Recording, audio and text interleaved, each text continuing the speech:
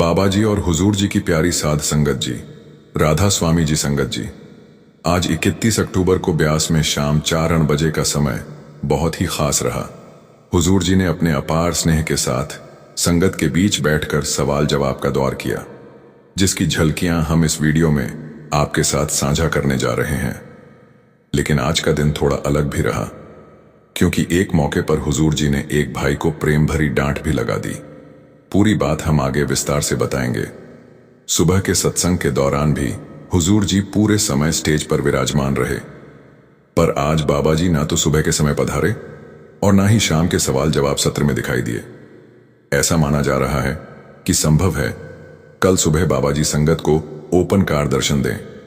शाम के समय जब हुजूर जी स्टेज पर आए, उस वक्त शब्द गूंज रहा था, भाग बढ़े जो संत पधारे, और सच में संगत के चेहरों पर उस क्षण की खुशी देखने लायक थी।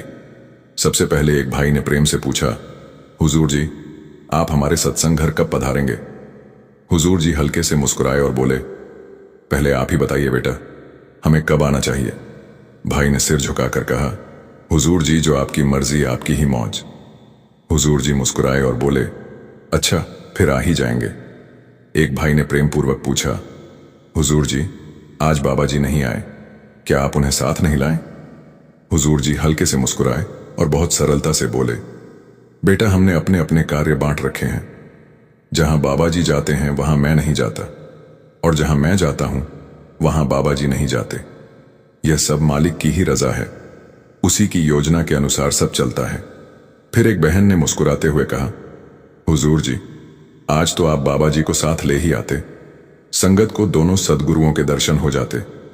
हुजूर जी बहुत ही नम्र स्वर में बोले, बहन जी वो मेरे गुरु हैं, मेरी इतनी हैसियत कहां कि मैं उनसे कह सकूं आप चलिए। जो कुछ भी होता है सब उनकी मौज पर निर्भर है। उन्होंने हुक्म दिया कि मैं यहां आऊं तो मैं हाजिर हो गया।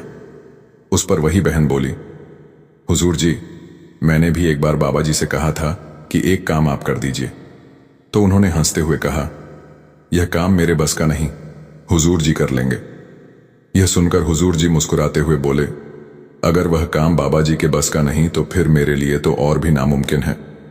फिर एक और भाई ने निवेदन किया, हुजूर जी हम अपने माता पिता की पूरी लगन से सेवा करते हैं, पर मन में फिर भी संदेह बना रहता है। हुजूर जी ने बड़े शांत भाव से समझाया, बेटा मालिक की दया को दुनियावी रिश्तों से जोड़कर मत देखो। संत मत में हम रिश्तों को आत्मिक दृष्टि से समझते हैं, ना कि सांसारिक भाव से।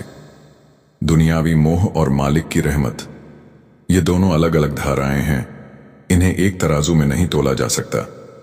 हमारी अपेक्षा केवल आत्मिक उन्नति की होनी चाहिए, न कि सांसारिक सुख या लाभ की।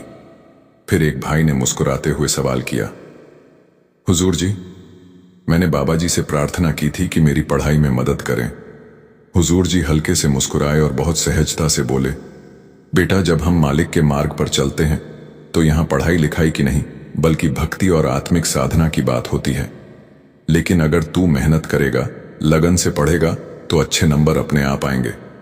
फिर हुजूर जी ने मजाकिया लहजे में कहा, बस एक बात ध्यान में रखना, पढ़ाई करते वक्त लड़कियों की तरफ मत देखना और इंस्टाग्राम से जितना दूर रह सके रहना। भाई ने तुरंत कहा, जी हुजूर बिल्कुल नहीं देखूंगा। हुजूर जी मुस्कुराए और बोले, अगर तू यह दोनों बातें निभा गया तो तेरे नंबर तो अपने आप बढ़िया आ जाएंगे। यह सुनकर पूरी संगत जोर जोर से हंसने लगी। हुजूर जी ने भी हंसी रोकते हुए मुस्कुराकर कहा, आजकल ये दोनों काम ही सबसे मुश्किल है, ना इंस्टाग्राम छोड़ना आसान है, ना निगाहें संभालना। संगत फिर से ठाकों में डूब गई। इसके बाद एक बहन ने अपनी जिज्ञासा रखी, हुजूर जी हम रोज सत्संग सुनते हैं पर फिर भी भजन सिमरन में मन नहीं टिकता, ध्यान बार भटक जाता है। हुजूर जी मुस्कुराए और बहुत सहजता से बोले, देखो बेटी ऐसा कोई इंसान नहीं जिसे गलती ना होती हो। अगर इंसान कभी गिरेगा ही नहीं तो उठना सीखेगा कैसे? और जब तक गिर गिर कर अनुभव नहीं होगा तब तक समझदारी भी नहीं आएगी। इसलिए ठोकरें लगना बुरा नहीं, वह हमें मजबूत बनाती हैं। हुजूर जी ने आगे समझाया, वाणी में भी कहा गया है, मन जीते जग जीते। हमें अपने मन पर विजय पाने का अभ्यास मिला है, इसलिए कोशिश करते रहो, चाहे मन बार बार भटक जाए, लेकिन भजन सिमरन को कभी मत छोड़ो। निरंतर अभ्यास ही अंततः मन को स्थिर करता है और वही असली जीत है। फिर किसी ने प्रश्न किया, हुजूर जी, हमें नाम तो मिल गया है, सिमरन का समय भी तय किया हुआ है, लक्ष्य भी तय है, फिर भी कई बार भजन में मन टिकता नहीं। लगता है जैसे अब मंजिल तक पहुंचना संभव नहीं रहेगा। ऐसा लगता है जैसे मैं हार गया हूं। हुजूर जी ने बहुत सहजता से समझाया, बेटा ऐसा क्यों सोचते हो कि तुम हार गए? मन को समझो तो यह एक खाली किताब की तरह है। हम उसमें रोज दुनियावी बातें, इच्छाएं और यादें लिखते जाते हैं। जब सिमरन के लिए बैठते हो तो वही सब शब्द, वही दृश्य फिर उभर आते हैं। इससे घबराने की जरूरत नहीं है, बस लगातार कोशिश करते रहो। फिर उन्होंने बड़ी गहराई से कहा, हम अक्सर सोचते हैं कि आध्यात्मिक सफलता का मतलब है अंदर प्रकाश देखना या कोई दिव्य ध्वनि सुन लेना, लेकिन असली सफलता यह नहीं है। असली सफलता तो तब है जब हम मालिक की मौज में रहना सीख लें। जो मिला है उसके लिए दिल से शुक्रिया करें और हर परिस्थिति में भजन सिमरन करते रहें। अंदर क्या दिखेगा या कब अनुभव मिलेगा, यह सब उसी की मर्जी पर निर्भर है। हुजूर जी ने आगे बताया, महाराज जी अक्सर कहा करते थे, मन लगे या ना लगे, सिमरन करना चाहिए, उसे एक फर्ज समझकर निभाओ। बाकी सब कुछ मालिक के हाथ में छोड़ दो। वह कब क्या दिखाना चाहता है, कब किसे अनुभव देना चाहता है, यह सब उसकी दया और रहमत पर निर्भर है। हमारा काम है बस मेहनत करना, कोशिश जारी रखना और हर पल उसका शुक्र अदा करना। फिर एक बहन बड़ी विनम्रता से उठी और बोली, हुजूर जी, हम जब सेवा में आते हैं तो मन में एक सवाल बार बार उठता है कि असली सेवा आखिर है क्या? क्या भजन सिमरन ही सबसे बड़ी सेवा है? हुजूर जी ने मुस्कुराते हुए बहुत प्यार से उत्तर दिया, हाँ बेटा, सच्ची सेवा तो वही है, भजन और सिमरन। बाकी सारी सेवाएं उसी के आसपास घूमती हैं। अगर मन लगाकर सिमरन करते हो तो वही सर्वोच्च भक्ति है। बाहरी सेवा तो सिर्फ इसीलिए की जाती है ताकि मन धीरे धीरे स्थिर हो और भीतर का सिमरन सहज हो सके। तभी एक और बहन भावुक स्वर में बोली, हुजूर जी, कई बार इतना विरह महसूस होता है कि दिल बेचैन हो उठता है, आंखों से अपने आप आंसू बहने लगते हैं। हुजूर जी ने कोमल और दयालु स्वर में कहा, बेटा, यह बहुत शुभ संकेत है। जब दिल में विरह जलता है तो आत्मा सचमुच जाग जाती है। वही तड़प, वही बेचैनी आत्मा को आगे बढ़ने की ताकत देती है। यही विरह हमें प्रभु की ओर खींचता है। फिर एक बहन ने भावुक होकर खड़ी होकर कहा, हुजूर जी, मुझसे कुछ साल पहले एक गलती हो गई थी और अब जब भी याद आती है बहुत पछतावा होता है। हुजूर जी ने बहुत दया और करुणा से उसकी ओर देखा और शांत स्वर में बोले, बेटा, हर इंसान से कभी ना कभी गलती होती है, लेकिन समझदार वही है जो अपनी गलती से सीख लेता है। अगर हम बार बार पुराने पछतावों में डूबे रहेंगे तो वही बातें हमें नीचे गिराती रहेंगी। गलती को स्वीकार करो, उससे सबक लो और आगे बढ़ो। याद रखो, सोचते रहने से जिंदगी नहीं बदलती, उसे सुधारने के लिए कुछ करना पड़ता है। इतना कहकर हुजूर जी ने मुस्कुराते हुए आसपास देखा। तभी एक और बहन ने बड़ी सादगी से कहा, हुजूर जी, मेरा भाई बहुत परेशान करता है। हम दो बहनें हैं और वो हमें बहुत तंग करता है। हुजूर जी हल्के से मुस्कुराए और मजाकिया अंदाज में बोले, तो फिर दोनों बहनें मिलकर उसे थोड़ा सबक सिखा दो, थोड़ा डांट लिया करो। अगर फिर भी ना सुधरे तो जरा सी पिटाई कर देना। ये सुनते ही सारी संगत जोर जोर से हंस पड़ी। माहौल में मिठास भर गई। फिर एक और बहन बोली, हुजूर जी, मेरे पिताजी मिस्त्री हैं और मैं चाहती हूं कि मेहनत करके उनका नाम रोशन करूं। हुजूर जी की आंखों में गर्व और स्नेह झलक उठा। उन्होंने मुस्कुराकर कहा, बहुत बढ़िया बेटा, खूब मेहनत करो, अपने पैरों पर मजबूती से खड़ी हो जाओ, मालिक जरूर रहमत करेगा। उसी बहन ने आगे झिझकते हुए कहा, हुजूर जी, मेरी बहन जालालाबाद सेंटर में सेवा करती है, अगर आप कभी वहां भी आ जाओ तो बहुत अच्छा लगेगा। हुजूर जी मुस्कुराए और बड़े प्यार से पूछा, अच्छा, तुम खुद किस सेंटर में जाती हो? वो बोली, हुजूर जी, मैं तो संगरूर सेंटर जाती हूँ। हुजूर जी हंसते हुए बोले, फिर मुझे जालालाबाद क्यों बुला रही हो? मुझे तो संगरूर ही बुलाना चाहिए ना। यह सुनते ही पूरी संगत हंसी से लोटपोट हो गई। फिर एक और भाई ने हाथ जोड़कर पूछा, हुजूर जी, हम 2.5 घंटे का पूरा समय भजन सिमरन को नहीं दे पाते, क्या कोई और आसान तरीका है? हुजूर जी ने बड़े स्पष्ट और स्नेह भरे स्वर में जवाब दिया, बेटा, अगर कोई और तरीका होता तो नामदान के समय ही बताया जाता। वही मार्ग सबसे सही, सरल और प्रभावशाली है जो उस दिन समझाया गया था। उसी पर चलते रहो, मालिक की रहमत उसी में छिपी है। याद रखो, यह रास्ता कठिन नहीं बल्कि मालिक की दया से बहुत सहज बना दिया गया है। फिर हुजूर जी ने मुस्कुराकर कहा, देखो मालिक इतना दयालु है कि उसने हमसे पूरे दिन में बस 10वां हिस्सा मांगा है, सिर्फ 2 घंटे। बाकी 9 हिस्से उसने हमें हमारी दुनियावी जरूरतों के लिए दे दिए हैं। सोचो मालिक कितना मेहरबान है, इतना कम मांगता है और बदले में अपनी अपार रहमतें बरसाता है। फिर एक भाई ने प्रेम भरे स्वर में कहा, हुजूर जी, मालिक की बहुत मेहर है। उसने मुझे एक बहुत अच्छा परिवार दिया है। माता पिता भी नेक हैं और पत्नी भी बहुत समझदार और सहयोगी हैं।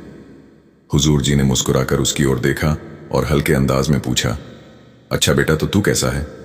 वो हंसते हुए बोला, हुजूर जी, मैं भी ठीक ही हूं। हुजूर जी ने फिर पूछा, कोई परेशानी तो नहीं चल रही? भाई ने तुरंत कहा, नहीं हुजूर जी, सब कुछ ठीक है। हुजूर जी ने मुस्कुराते हुए बहुत प्यारी बात कही, बेटा, सबसे बड़ी रहमत तो वही घर होता है जहां सब लोग एक दूसरे के लिए अपनापन रखते हैं, प्रेम से बात करते हैं और एक दूसरे की भावनाओं को समझते हैं। जब घर का वातावरण शांत और स्नेह से भरा होता है तो वहां भजन सिमरन भी अपने आप सहजता से होता है। जहां झगड़े नहीं बल्कि प्रेम और एकता हो, वही घर मालिक की सबसे बड़ी कृपा का प्रतीक है। जब हम दूसरों को नीचा दिखाने की जगह प्रेम से उन्हें ऊपर उठाने की भावना रखते हैं तो समझ लो मालिक की दया उसी घर में वास करती है। इतना सुनकर संगत गहराई से प्रभावित हुई। फिर एक भाई ने कहा, हुजूर जी, मैं गुजरात से आया हूं। मेरे दादाजी भी भजन सिमरन करते हैं। आपकी बहुत कृपा है, लेकिन वो डेरे नहीं आते।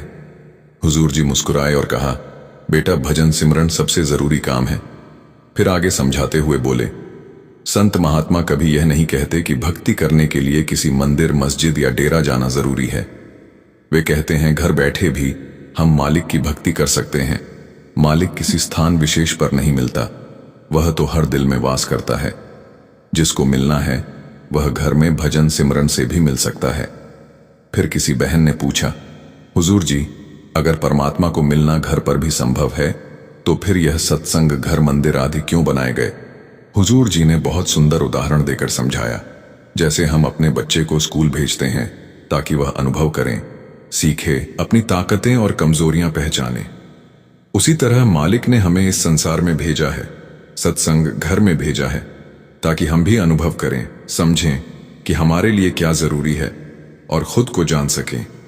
जब यह आत्मबोध हो जाता है तब आत्मा फिर से मालिक में जा मिलती है। फिर किसी ने पूछा, हुजूर जी, जो 5 नाम दिए जाते हैं, अगर हमें वह पता हो लेकिन किसी गुरु से नामदान ना लिया हो तो क्या हम उनका सिमरन कर सकते हैं? हुजूर जी ने बड़ी गंभीरता से कहा, जो नाम दिए जाते हैं उनका सीधा संबंध सतगुरु से होता है। केवल सुनकर या जानकर उनका जाप करना उचित नहीं है। जैसे राजा का आदेश तभी प्रभावी होता है जब वह राजा की ओर से जारी किया गया हो, वैसे ही नाम तभी फलदायी होता है जब वह सद्गुरु से प्राप्त किया गया हो। अपने मन से या कहीं से सुनकर नाम का उच्चारण करना ठीक नहीं। फिर एक बहन ने बड़ी श्रद्धा से कहा, हुजूर जी, मालिक की कृपा से मुझे बहुत अच्छा परिवार मिला है। थोड़ा रुककर वह मुस्कुराई और बोली, हुजूर जी, आपसे विनती है कि हमारे जत्थे पर भी अपनी रहमत की नजर बनाए रखिए। हुजूर जी ने हल्के फुल्के अंदाज में मुस्कुराते हुए कहा, अच्छा, तो कृपा सिर्फ तुम्हारे जत्थे पर करूं या बाकी जत्थों पर भी? ये सुनते ही सारी संगत ठहाकों में डूब गई। इसके बाद एक भाई ने गंभीर स्वर में सवाल किया, हुजूर जी, मेरे माता पिता भी सत्संगी हैं। मैंने देखा है कि वे दूसरों को तो मार्ग दिखाते हैं लेकिन खुद उसी रास्ते पर नहीं चलते। हुजूर जी ने बहुत संयम और करुणा से उत्तर दिया, बेटा, ऐसी बातें सबके सामने नहीं कही जाती। यह बात मन में रखो और मालिक से दुआ करो कि सबका मार्ग सही हो जाए। इतना कहकर हुजूर जी चुप हो गए और वह लड़का भी सिर झुकाकर शांत बैठ गया। फिर एक भाई ने कुछ शिकायत के लहजे में कहा, हुजूर जी, सेवा के दौरान सेरी बहुत तंग करते हैं। मेरी पत्नी भी इस वजह से बहुत दुखी रहती है और दूसरे सेवादार भी दुखी हैं। हुजूर जी ने प्यार भरी मुस्कान के साथ लेकिन थोड़ी सख्ती से जवाब दिया, बेटा सोचो जरा, हम सेवा करने क्यों आते हैं? अपने अहंकार की दीवारें गिराने के लिए न कि दूसरों की खामियां निकालने के लिए। सेवा का असली उद्देश्य दूसरों की परख करना नहीं, बल्कि अपने भीतर झांकना है।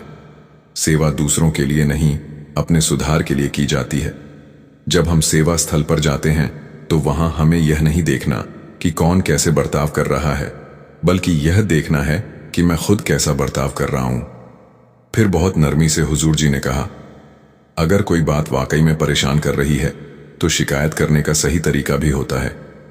सेरी के ऊपर भी कई सेवादार हैं, तुम चाहो तो उनसे जाकर अपनी बात रख सकते हो, लेकिन संगत के बीच में इस तरह कहना ठीक नहीं होता। उनके शब्दों में हल्की झिड़की थी, पर साथ ही ममता भी झलक रही थी। इसके बाद एक और भाई ने पूछा, हुजूर जी, अगर कोई 100 बार गलती कर ले तो क्या मालिक फिर भी माफ कर देते हैं? और उसी दौरान उसने बेटे बेटी से जुड़ा कोई सवाल भी किया जो पूरी तरह साफ नहीं सुनाई दिया। हुजूर जी मुस्कुराए और बहुत शांत स्वर में बोले, बेटा, जिंदगी हमें खुद संभालनी होती है।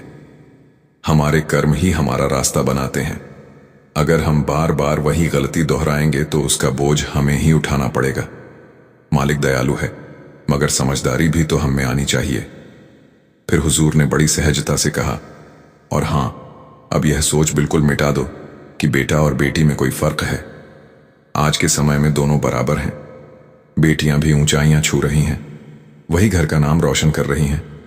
बाबा जी भी अक्सर फरमाते हैं, आने वाला समय बेटियों का है। फिर एक बहन ने भावनाओं से भरी आवाज में कहा, हुजूर जी, मेरी तो बस एक ही अरदास है, आप और बाबा जी हमेशा साथ रहें। हुजूर जी ने हल्की मुस्कान के साथ बहुत प्यार से जवाब दिया, बहन जी, मालिक कभी भी किसी का हाथ नहीं छोड़ता, वो हर पल हमारे साथ है। फर्क बस इतना है कि हमें अपने मन और शरीर के बंधनों से ऊपर उठकर सोचना सीखना होगा। जब हम भीतर से जुड़ते हैं तो महसूस होता है कि मालिक तो कभी दूर था ही नहीं। फिर एक लड़का मासूमियत से बोला, हुजूर जी, थैंक यू, आपने मुझे गिफ्ट दिया था, मेरा बर्थडे आने वाला है। हुजूर जी ने मुस्कुराते हुए पूछा, कितने साल के हो गए बेटा? लड़के ने उत्साह से कहा, 15 साल का हुजूर जी। हुजूर जी मुस्कुरा कर बोले, वाह, बहुत स्मार्ट बॉय हो तुम। फिर लड़का बोला, हुजूर जी, मैं अपने दोस्तों को राधा स्वामी पंथ के बारे में बताता हूं, लेकिन वे पूछते हैं कि यह कौन सा धर्म है, राधा स्वामी का मतलब क्या है? हुजूर जी ने बहुत सहजता और गहराई से समझाया, बेटा, राधा स्वामी कोई धर्म नहीं, बल्कि एक आध्यात्मिक मार्ग है। यह वह रास्ता है जहां इंसान जीवन का सच्चा अर्थ समझना शुरू करता है। यहां विवाद या बहस नहीं होती, यहां अनुभव बोलता है। जब भीतर का अनुभव जागता है तो शब्दों की जरूरत नहीं रहती, समझ अपने आप आ जाती है। इसके बाद एक भाई ने सवाल किया, हुजूर जी, हम इंटरनेट पर जो 5 नाम पढ़ लेते हैं, क्या उनका जाप कर सकते हैं? हुजूर जी मुस्कुराए और हंसते हुए बोले, आजकल तो लोग हर सवाल चैट जीपीटी या गूगल से भी पूछ लेते हैं। पूरा हॉल ठाकों से गूंज उठा। हंसी थमने के बाद हुजूर जी ने बड़ी गंभीरता और प्रेम से कहा, देखो बेटा, मैंने पहले भी समझाया था, केवल नाम पढ़ लेने से कुछ नहीं होता। नाम में शक्ति तभी आती है जब वह सद्गुरु से प्राप्त किया गया हो। जैसे राजा का फरमान तभी असर दिखाता है जब वह खुद राजा की ओर से जारी किया गया हो, वैसे ही नाम का प्रभाव तब होता है जब वह सद्गुरु की कृपा से दिया गया हो। अगर कभी अनजाने में कहीं पढ़ भी लिया हो तो घबराने की जरूरत नहीं, उसे कोई अपराध नहीं होता। असली अनुभव तो तब शुरू होता है जब नाम हृदय की गहराई में बस जाता है, सद्गुरु की दया से। फिर एक भाई बहुत परेशान होकर हुजूर जी से कहने लगा, हुजूर जी, मेरी पत्नी पिछले 2.5 साल से बीमार है, वह ना कुछ खाती है ना किसी से बोलती है, मैं क्या करूं? हुजूर जी ने बहुत ही करुणा से उसकी ओर देखा और शांत स्वर में बोले, बेटा, जीवन में जो कुछ भी होता है वह हमारे कर्मों का लेखा जोखा होता है। हर किसी को अपने कर्मों का हिसाब देना पड़ता है, इसीलिए चिंता मत करो, धैर्य रखो, जो डॉक्टर कहें वह करते रहो और बाकी सब कुछ मालिक पर छोड़ दो, वही जानता है कि क्या ठीक है। फिर एक भाई भावुक होकर हुजूर जी के सामने रोने लगा, बोला, हुजूर जी, क्या मेरे कर्म इतने भारी हैं कि मुझे अब तक नामदान की पर्ची नहीं मिली? मैंने 2 बार कोशिश की लेकिन मुझे पर्ची नहीं दी गई। हुजूर जी मुस्कुराए और बोले, बेटा, नामदान कोई साधारण चीज नहीं, यह तो उस मालिक की रहमत और मेहर से मिलता है। हमें तो बस सच्चे मन से मांगना है। मांगना हमारा हक है, लेकिन देना या ना देना यह पूरी तरह उस पर निर्भर है। उसकी रजा में ही सच्ची शांति है। वो जब चाहेगा आपको नामदान जरूर मिलेगा। अपनी तरफ से कोशिश करते रहो। फिर एक लड़की ने बड़ी मासूमियत से पूछा, हुजूर जी, कभी कभी आप मेरे सपने में आते हो और कभी कभी बाबा जी सपने में आते हैं, तो क्या वह सच में आप और बाबा जी ही होते हो, या सिर्फ मेरा मन आपकी और बाबा जी की तस्वीर बना देता है? क्या वह बस एक भ्रम है या सच में आप होते हो? हुजूर जी ने मुस्कुराते हुए समझाया, बेटा, हमारे मन पर जिन बातों का असर होता है वही हमें सपनों में दिखाई देता है। अगर सपना अच्छा है तो उसे प्रभु की कृपा मानो, और अगर बुरा है तो उसे भूल जाओ। लेकिन याद रखो, असली अनुभव तभी होता है जब जागृत अवस्था में भजन सिमरण करते समय अंदर से दर्शन हो। सपनों को ज्यादा महत्व मत दो, उन्हें सपना समझकर जाने दो। फिर एक बहन ने कहा, हुजूर जी, मेरे मायके वाले तो सत्संगी हैं, पर मेरी ससुराल में कोई भी सत्संगी नहीं है। मेरी इच्छा है कि आप उन सबको भी अपनी ओर लगा लो। हुजूर जी ने मुस्कुराकर बड़ी सहजता से उत्तर दिया, बेटा, यह सत्संगी और गैर सत्संगी का भेद मनुष्य ने बनाया है, मालिक ने नहीं। हमें इन भेदभावों में नहीं पड़ना चाहिए। हर कोई उसी एक परमपिता की संतान है। हमें हर व्यक्ति की श्रद्धा, उसकी सोच और उसकी आस्था का सम्मान करना चाहिए। कौन कहां से जुड़ा है इससे कोई फर्क नहीं पड़ता। असली बात यह है कि इंसान का दिल नेक हो, उसके कर्म सच्चे हों और वह दूसरों के प्रति दया रखे। यही सच्ची इंसानियत है। आप उनकी सोच का सम्मान करोगी, तभी वह आपकी सोच का सम्मान करेंगे। एक बार सत्संग के दौरान एक युवती ने बड़ी सादगी से हुजूर जी से प्रश्न किया, हुजूर जी, मेरे पापा मेरी मम्मी को सत्संग में आने नहीं देते। उन्होंने ऐसा कौन सा कर्म किया होगा कि उन्हें ऐसा सोचने की समझ नहीं आई? हुजूर जी ने मुस्कुराते हुए बहुत प्यार से समझाया, बेटा, हर इंसान का स्वभाव और जिम्मेदारियां अलग होती हैं। पुरुष पर घर परिवार की जिम्मेदारी ज्यादा होती है, इसलिए उसका ध्यान अधिकतर रोजी रोटी और दुनियावी कामों में रहता है। समय आने पर जब आपके पापा की समझ बढ़ेगी तो वे खुद ही आपकी मम्मी को सत्संग जाने से नहीं रोकेंगे। इसीलिए घबराने या दुखी होने की जरूरत नहीं। सब कुछ अपने समय पर ठीक हो जाता है। फिर एक भाई ने हाथ जोड़कर कहा, हुजूर जी, मेरे दोस्त मुझसे हमेशा पूछते हैं कि राधा स्वामी का मतलब क्या होता है। हुजूर जी ने बहुत सहजता से उत्तर दिया, बेटा, राधा का अर्थ है आत्मा और स्वामी का अर्थ है परमात्मा, यानी आत्मा का अपने स्वामी परमात्मा से मिलन। लेकिन याद रखो, इन बातों को लेकर कभी किसी से बहस नहीं करनी चाहिए। आध्यात्मिकता और राजनीति दोनों ऐसे विषय हैं जिनमें वाद विवाद का कोई लाभ नहीं होता। हमें बस अपने भजन सिमरन और अपने आचरण से ही लोगों को समझाना चाहिए। फिर एक लड़की ने मुस्कुराते हुए कहा, हुजूर जी, जब आप और बाबा जी एक साथ हंसते हैं तो बहुत प्यारे लगते हो। हुजूर जी भी हंस पड़े और मजाकिया लहजे में बोले, अच्छा, मतलब जब मैं अकेला हंसता हूं तो प्यारा नहीं लगता। यह सुनकर पूरी संगत ठहाकों से गूंज उठी। फिर उसी लड़की ने कहा, हुजूर जी, मैं कंप्यूटर साइंस की पढ़ाई कर रही हूं। आगे समझ नहीं आता कि किस दिशा में जाऊं। सरकारी नौकरी की कोशिश करूं या प्राइवेट सेक्टर में जाऊं। हुजूर जी मुस्कुराए और मजाकिया अंदाज में बोले, बेटा, बात सेक्टर की नहीं, नियत और मेहनत की है। चाहे प्राइवेट हो या गवर्नमेंट, अगर इंसान लगन से काम करे और मालिक पर भरोसा रखे तो हर राह सही साबित होती है। मेहनत करना कभी नहीं छोड़ना और मालिक के बहाने में रहना वही सच्ची सफलता है। इसके बाद एक भाई ने सवाल किया, हुजूर जी, जो सच बोलता है वही ज्यादातर परेशान क्यों रहता है और झूठ बोलने वाले अक्सर बच के निकल जाते हैं? हुजूर जी ने बड़ी शांति से कहा, बेटा, सच बोलना आसान नहीं होता और उससे भी मुश्किल होता है। सच को सहना, जो सच के रास्ते पर चलता है, उसे कई बार दुनिया समझ नहीं पाती, इसलिए उसे तकलीफें होती हैं। लेकिन याद रखो, सच का साथ छोड़ना कभी नहीं चाहिए, चाहे रास्ता कितना भी कठिन क्यों ना लगे। सही और सच्चे मार्ग पर अडिग रहना और हर हाल में मालिक पर भरोसा बनाए रखना, यही असली हिम्मत है। झूठ बोलकर इंसान को नींद नहीं आती, उसके अंदर उथल पुथल चलती रहती है, लेकिन सच बोलने वाला चैन से सो सकता है। फिर एक बुजुर्ग ने पूछा, हुजूर जी, घर में शांति कैसे बनी रहे? छोटी छोटी बातों पर झगड़े हो जाते हैं। हुजूर जी ने हंसकर कहा, बेटा, घर में शांति तब रहती है जब सबको बोलने का हक हो। कभी कभी हम सोच लेते हैं कि हमारी ही चलनी चाहिए और दूसरों को लगता है कि उनकी भी बात सुनी जाए। जब हम अपने निर्णय को अपने परिवार पर जबरदस्ती थोपने की कोशिश करते हैं तो घर में झगड़े होते हैं। इसीलिए जब भी कोई समस्या आए या कोई निर्णय लेना हो तो परिवार के सभी सदस्यों की सुनकर ही निर्णय लेना चाहिए। संगत जी, ये सवाल जवाब डेरे में हुए। कल सुबह बाबा जी हुजूर जी के साथ ओपन कार्ड दर्शन देंगे और उसके बाद संगत को प्रसादी दी जाएगी। कल शाम को फिर से डेरे में सवाल जवाब होंगे। हम कोशिश करेंगे कि कल के सवाल जवाब भी आप तक पहुंचा सके। हम विनती करते हैं कमेंट में राधा स्वामी जरूर लिखें और आप हमारे इस चैनल को सब्सक्राइब करें।